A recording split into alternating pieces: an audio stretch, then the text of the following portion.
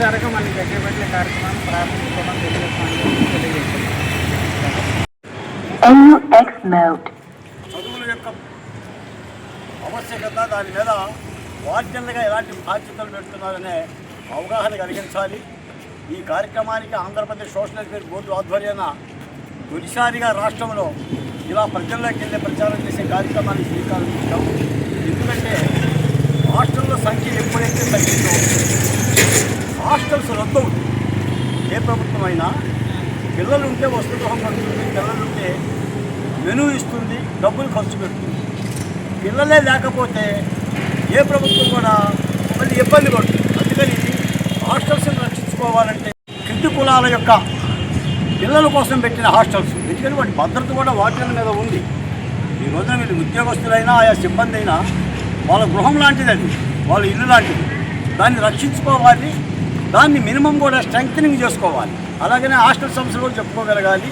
ఆ చైతన్యవంతంలో భాగంగా ఈ కార్యక్రమాన్ని చేపట్టాం.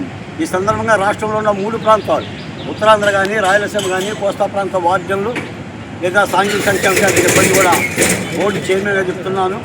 మీరు ప్రజల్లోకి వెళ్ళండి, ఒక కరపత్రం ముద్రించుకోండి, మీ డీడీలను సంప్రదించండి, కొద్దిపాటి చిన్న ర్యాలీల ద్వారా అవగాహన కలిగించండి.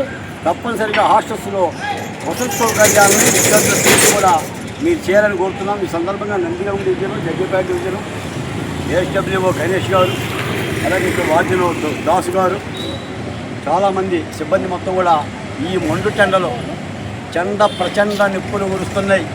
ఎవరు ఇళ్ల నుంచి బయటికి రావద్దని సాక్షాత్తు వాతావరణ శాఖ ప్రభుత్వం చెప్తున్న సందర్భంలో సంక్షేమ హాస్టల్లో బాధ్యత కలిగే ఉద్యోగస్తులుగా మేమందరం ఎండకొచ్చి మరి నా రాష్ట్ర ప్రజలకి, నా బడుగు పిల్లలకి ఈ సందేశం ఇస్తున్నాం.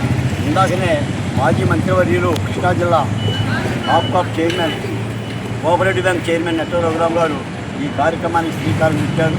స్థానిక ఎమ్మెల్యే శ్రీరామ్ తాతయ్య గారు, మాజీ ఎమ్మెల్యే సామినేని ఉదయభావన్ గారు, వీళ్ళందరి యొక్క సహాయ సహకారాలతో ఈ కార్యక్రమాన్ని నిర్వహిస్తున్నాం. ఏది లేదన్నా హాస్టల్ అనే ఒక నినాదంతో రాష్ట్ర వ్యాప్తంగా సోషల్ వెల్ఫేర్ బోర్డు కార్యక్రమాలు తీసుకుంటుంది. దానికి సాధించవలసిందిగా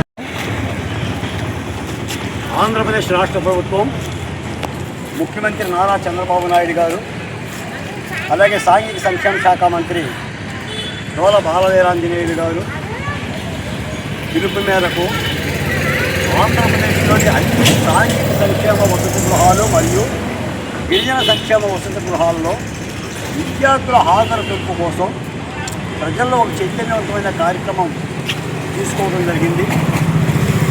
హాస్టల్ తీసుకొని రా కదిలిరా అనే పేరు మీద రాష్ట్ర వ్యాప్తంగా ఆయా సాంఘిక సంక్షేమ హాస్టల్లో పనిచేసే వార్డెన్లు, ఏఎస్డబ్ల్యూలు, డీడీలు డైరెక్టర్ ఆదేశాలతో గ్రామాల్లోకి వెళ్ళి విస్తృతంగా ప్రచారం చేసి వసతి గృహాల మీద అవగాహన కల్పించి హాస్టల్స్లో